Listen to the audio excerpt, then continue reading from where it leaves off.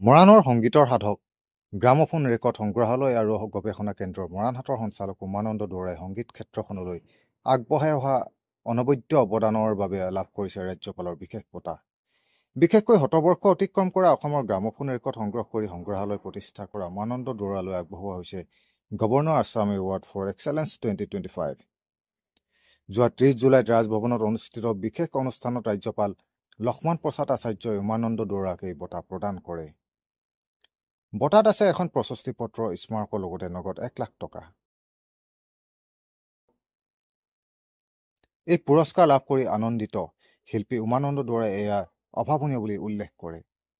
দীৰ্ঘদিনে সংগীতৰ ক্ষেত্ৰখনত জড়িত থকা উমানন্দ দুৱৰাই 2007 বৰ্ষত ঘৰতে এটা সংগ্ৰহালয় স্থাপন কৰি অসমৰ পুৰণি গ্ৰামোফোন ৰেকৰ্ডসমূহ সযতনে সংগ্ৰহ কৰি ৰাখিছে।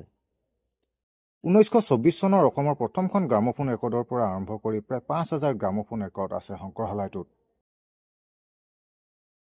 এই সংগ্ৰহালয়টো নৱপ্ৰজন্মৰ বাবে গৱেষণাৰ কেন্দ্ৰ হৈ উঠিছে। তদুপৰি দুৱৰাই নিয়মীয়াকৈ প্ৰায় 2 শতাধিক শিক্ষাৰ্থীক সংগীতৰ শিক্ষা প্ৰদান কৰি আহিছে।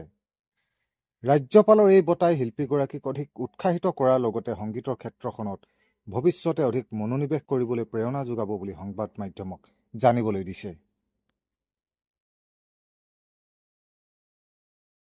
বঁটাটোৰ নাম হৈছে governor Assam award for excellence 2025। কেটেগৰীটো হৈছে আৰ্ট এণ্ড কালচাৰ। কিবা ক'ব নোৱাৰো লাগে, কাৰণ এই বঁটাটো মই সম্ভৱ এইটো জীৱনত পাব নালাগিছিলে বুলি মই ধাৰণা কৰোঁ। যদিও সন্মানীয় মহামান্য ৰাজ্যপালে এই বঁটাটো মোলৈ আগবঢ়াইছে, মই সন্মান সহকাৰে মই বঁটাটো গ্ৰহণ কৰিছোঁ। হয়, সংগীতৰ লগত মই 4-5 বছৰ, মোৰ বয়স যেতিয়া 4-5 বছৰ আছিল তেতিয়াৰ পৰাই মই সংগীতৰ লগত জড়িত হৈছিলোঁ। আনুষ্ঠানিক শিক্ষা তেতিয়া গ্ৰহণ কৰা নাছিলোঁ। অনুমানিক 8-10 বছৰৰ পৰা আনুষ্ঠানিক শিক্ষা গ্ৰহণ কৰিছিলোঁ। আৰু মোৰ এইটো এতিয়া বৰ্তমান পেচা আৰু নিচা দুয়োটাই হ'ল। মোৰ নিচাটো পৰিণত হৈছে, পেচাটো পৰিণত হৈছে। ছাত্ৰ ছাত্ৰীৰ সংখ্যাও আছে।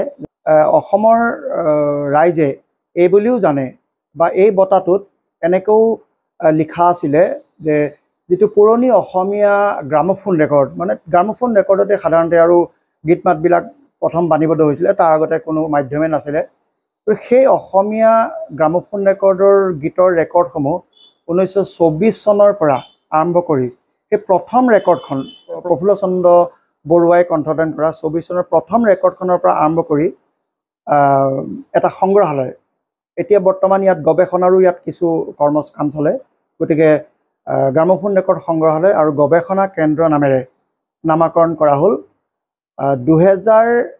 1993 চনৰ পৰা কৰিছিলোঁ এই সংগ্ৰহখিনি। অসমীয়া গীতৰ প্ৰায় 5000 তাতকৈও গীতৰ সংখ্যা 5000তকৈও অধিক ইয়াত গ্ৰামোফোন ৰেকৰ্ডৰ গীত বাণীবদ্ধ হৈ ৰেকৰ্ডসমূহ আছে।